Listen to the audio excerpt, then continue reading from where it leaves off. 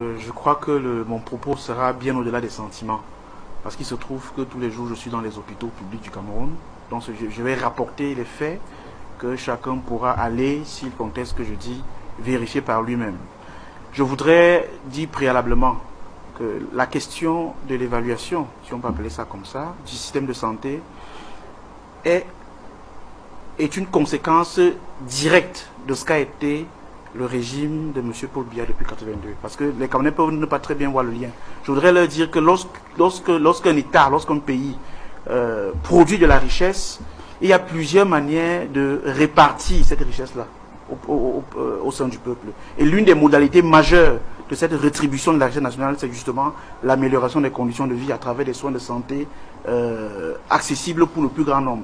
Donc la question du système de santé, c'est la question de savoir comment est-ce que le Cameroun en tant que pays, en tant qu'État, organise la prise en charge des Camerounais pour que ceux-ci aient au moins accès à la santé qui est un droit fondamental. Et là, quand vous faites le tour aujourd'hui, vous faites la comparaison d'il y a 40 ans, vous êtes obligé de reconnaître qu'il y a des choses qui sont plus que des insuffisances. Je vais prendre quelques pans pour illustrer ce que je dis. Si vous prenez, tout à l'heure, j'ai entendu parler de formation des médecins. Bien sûr, lorsque le président pouvait prendre le pouvoir, nous n'avons que le CUS. Le CUS est situé à Yaoundé, où il y a des hôpitaux d'application, je veux dire des hôpitaux qui forment les médecins, des hôpitaux qui ont un équipement à l'aune de ce qu'il faut avoir pour un hôpital pour former les Camerounais, des hôpitaux qui sont dotés des professionnels de pointe pour le faire.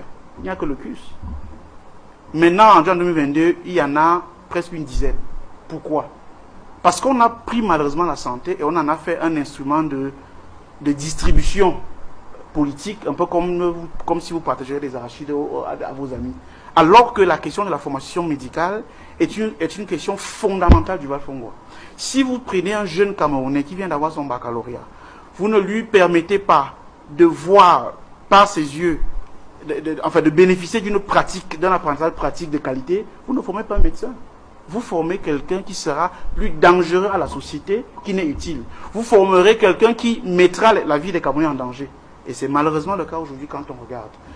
Il y a une faculté de médecine, je crois, à Saint-Melina. Il y en a une autre à Bertois. Il y en a un peu partout maintenant, il y a une faculté de médecine. Mais quand vous questionnez un peu, quelle est l'offre en termes de matériel technique, en termes de capacité de formation par les professionnels dans ces coins-là, vous vous rendez compte qu'il n'y a absolument rien. Moi, je suis de Saint-Melina. Et je connais bien l'hôpital de référence de Saint-Melina. C'est un hôpital qui ne peut pas, au moment où je parle, permettre la formation d'un médecin. Un hôpital ? Un hôpital qui ne peut pas permettre la formation d'un médecin. Parce que pour former un médecin, il y a le B à bas. Vous devez lui apprendre un peu de pédiatrie. Vous devez lui apprendre de la chirurgie. Vous devez lui apprendre de la gynécologie et de l'obstétrique. Vous devez lui apprendre ce qu'on appelle la médecine interne. Pour lui apprendre cela, il faut non seulement l'équipement qui va avec, ce qui n'est pas toujours le cas, et ce qui n'est pas le cas pour beaucoup de spécialités au moment où je parle, mais vous devez surtout avoir des professionnels de ces choses-là. C'est-à-dire que vous ne pouvez pas laisser que la pédiatrie soit enseignée à un étudiant, par un médecin généraliste. C'est un manquement grave. C'est même une faute déontologique. Donc à partir du moment où dans nos hôpitaux, il n'y a ni le plateau technique pour former, et c'est le cas dans plusieurs des villes secondaires en dehors de Yaoundé et de Douala, quand vous n'avez pas dans cette spécialité-là des professionnels, des enseignants de rang magistral qui sont rompus à la tâche et dont le magistère est éprouvé, vous faites, je vais dire ça comme ça, vous faites de la fumisterie. Je suis désolé.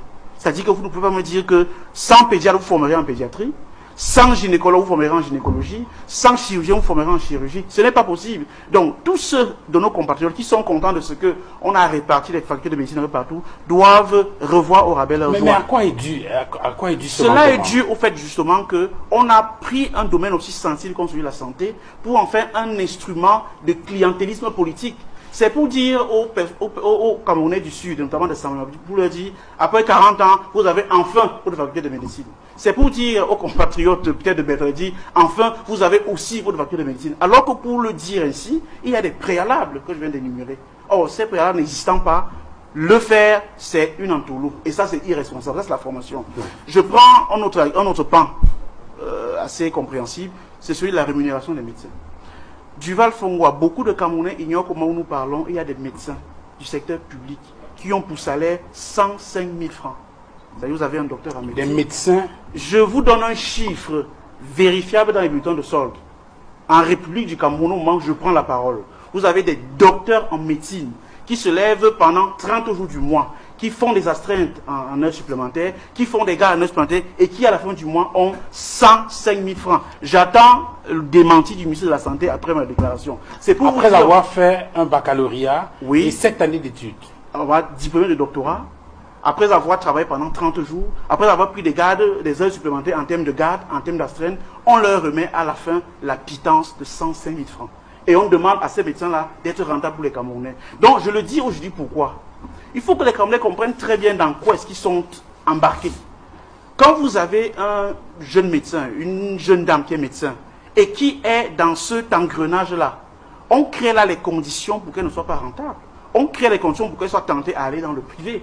Le faisant, l'hôpital public sera abandonné et vous aurez donc tous les scandales que vous avez souvent dans les hôpitaux publics. Je ne justifie pas. J'explique pourquoi est-ce que de temps en temps on peut avoir des dérapages. Parce que ceux qui doivent prendre des décisions de responsabilité ne les prennent pas. Parce que quand vous faites le choix d'affamer, de paupériser le médecin, vous mettez en danger la vie des malades. Et c'est exactement le cas aujourd'hui avec le régime pour il y a 40 ans après. C'est qu'en affamant les médecins, on comprend la santé des malades.